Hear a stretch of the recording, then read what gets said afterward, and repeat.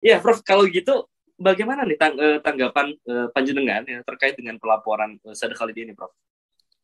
Ya, ini kita sayang sekali ya di masa yang bisa dikatakan masa-masa kita memulihkan ekonomi nasional, tetapi justru Ya, banyak kita membahasanya hal-hal yang sifatnya menurut saya tidak begitu urgent ya.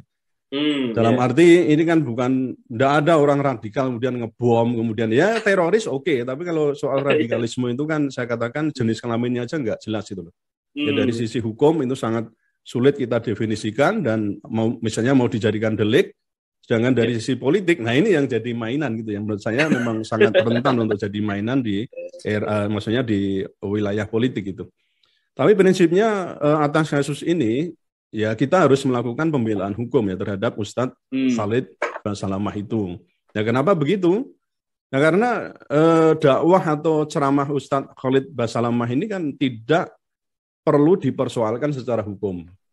Artinya kalau kita tinjau dari dua hal, misalnya yang pertama dari sisi lokusnya ya, lokus itu tempat.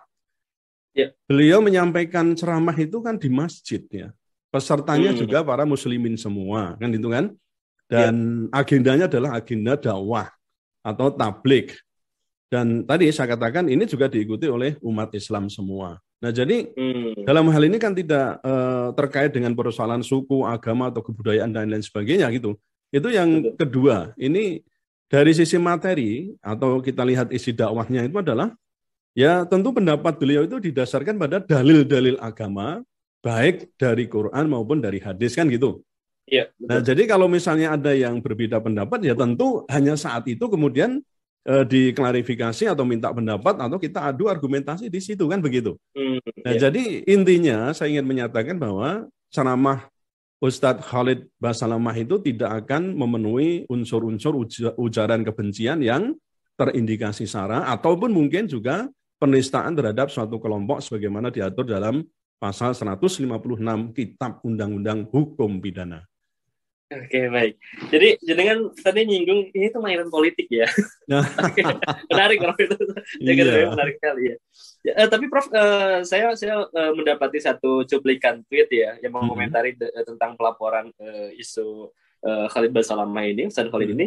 Ini dari akun @iwanjanuar.com ya. Mm. Beliau meng-tweet ya, kewajiban seorang alim menjawab persoalan umat dengan pemahaman hukum yang ia yakini benar, Ya, bukan sesuai keinginan khalayak. betul. Khilafiyah itu biasa, ya. Perbedaan itu biasa. Mm-mm. Lama-lama, rentenir bisa protes haramnya riba. LGBT gugat keharaman liwat, ya. Liwat itu uh, berhubungan lewat anus, ya. Iya. Kemudian mucikari gugat haramnya zina, Mm. ambiar, gitu. Jadi gitu. Nah, bagaimana jenengan ya melihat persoalan ini dari konteks seorang penceramah, Prof? Iya, ya. Iya. Ya kalau kita rasa-rasakan gitu ya Indonesia ini lama-lama akan ambiar gitu loh ya. Oke, Ya coba Anda ambiar. bayangkan ya, kalau isi ceramah seorang ulama, ustadz ya Hmm, atau mubalik itu yang itu pada tempatnya dan memang untuk jamaah tertentu di situ ya, itu kemudian dianggap sebagai ujaran kebencian. Maka ya. ya tadi akan banyak ayat-ayat Al-Quran dan hadis yang harus dihapus, ditiadakan dan atau mungkin juga dipersoalkan gitu Mas. Nah menurut Betul, saya betul. kan ya tadi kalau tidak setuju dengan ceramah beliau ya bisa dipersoalkan gitu kan. Misalnya peserta kajian bisa mempersoalkan hanya sewaktu misalnya dalam acara atau dalam kajian tersebut tidak perlu Ya. dibawa keluar apalagi sampai ke ranah hukum. Nah, Hmm, menurut saya justru yang semestinya harus dipersoalkan itu ya orang-orang atau pihak-pihak yang memotong video itu ya kemudian akhirnya kan bisa menghilangkan makna ya. yang apa makna secara keseluruhan ya dari dakwah yang disampaikan itu ya termasuk pihak-pihak yang memviralkan dan mengangkat video tersebut sehingga mengakibatkan kegaduhan di media sosial mungkin juga di media Hmm, maksudnya di dunia nyata. Jadi menurut ya. saya memang kita harus ya betul-betul arif di sini kalau hal-hal yang demikian ya tadi seperti Anda sebutkan itu soal zina, Hmm. LGBT, soal riba dan seterusnya. Wah, ini kacau ini nanti kalau semuanya kita hadapkan dengan orang yang tidak sepaham. Nah, padahal katanya kita ini Baik, baik. mengakui Bhinneka Tunggal Ika. Ya kalau ada Iya, perbedaan ya itu hal yang biasa karena apa? betul, betul. Standpointnya mungkin berbeda, kitabnya Hmm. berbeda, asal usulnya berbeda, ya akan Ya. berbeda gitu loh.